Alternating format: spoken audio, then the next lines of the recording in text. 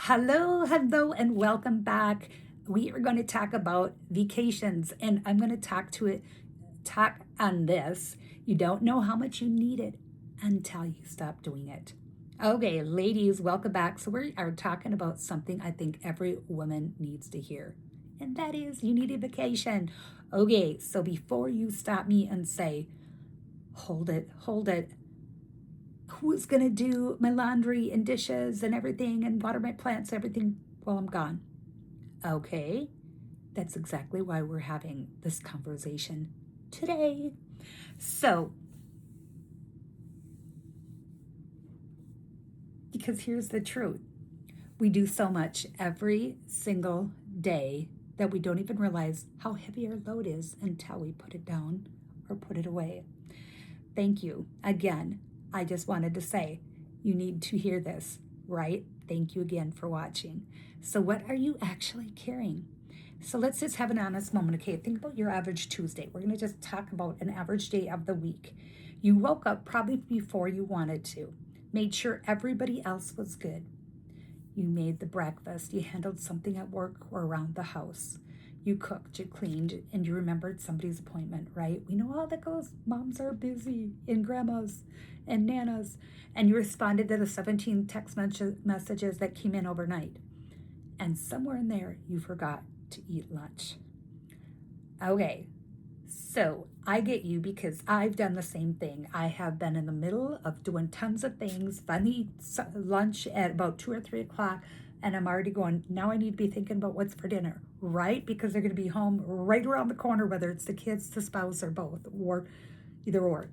So, and then you find you got all these things to do afterwards, and you realize, oh my gosh, the pantry didn't get cleaned out, the fridge didn't get cleaned out, my office didn't get cleaned out, the bathroom didn't get cleaned, or whatever, right? I get ya. That's me. So that is called the invisible load.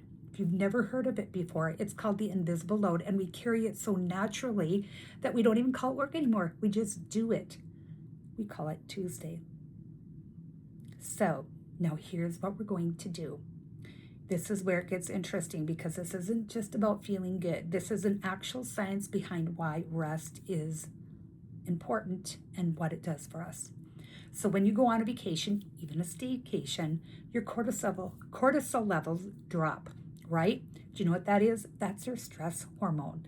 That's your level that says fight or flight, and it's constantly in flight because you got so much going on.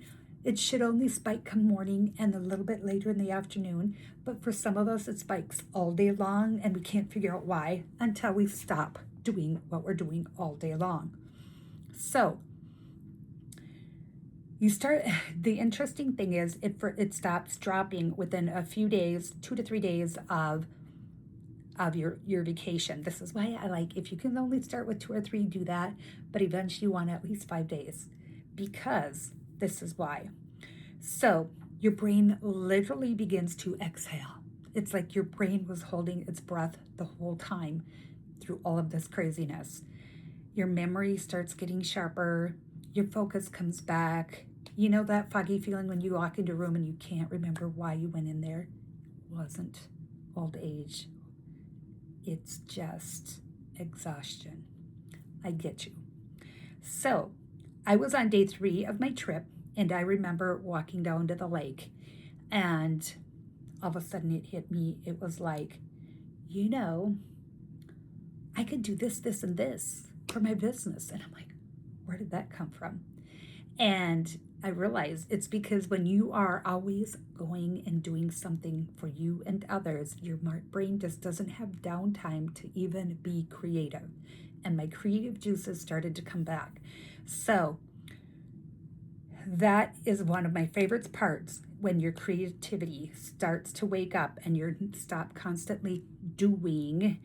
That's why you get your best ideas in the shower or on the walk, because guess what? When you stop, thinking about these things, it lets the pressure off, and poof, the creativity floodgates open up and you start doing things that you hadn't thought about before. So Imagine yourself when you give it a few days to be like that walk and the shower. Same feelings. Okay, so then when you come back from those few days and people say, "Oh, I feel something different with you." Like, what are you doing? What are you up to? It's not just the tan. You're a different person. You're calmer. Well, that's exactly it. It doesn't put you over the edge. It helps you get to be calmer.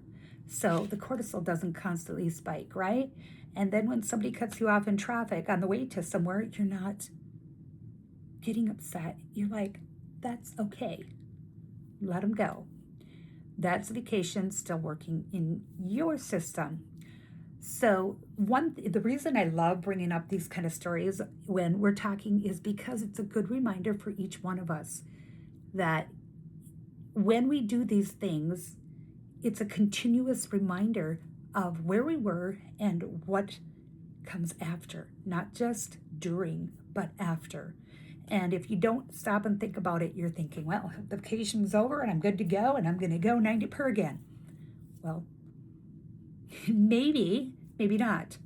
All right. So it's okay. Everyone around you will find that once your empty cup got filled, you're now more relaxed and things are on a more even keel, right? So now I know some of you are thinking, I can't afford a vacation right now. And I hear you, but you still need something. So plan a staycation.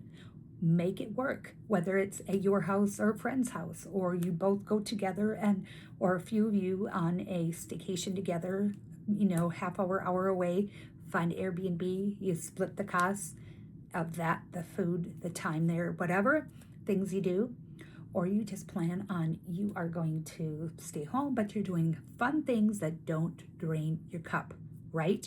And what I'm going to speak on is the money cup, because some people don't, put all the puzzle pieces together and they are going, I'm going on this vacation and I'm doing this. And when they're done, they look at their package and it's $1,000, $2,000, $3,000 and they're panicking. How am I going to actually be relaxed? You don't need to do those kind of trips. Just think of simplicity, cost effective, and do them and have fun. And all the laughter you'll have will be well worth it. So after 2 or 3 days of that, you will find you're a changed person. So here is what I want you to take away with today. Rest is not a reward.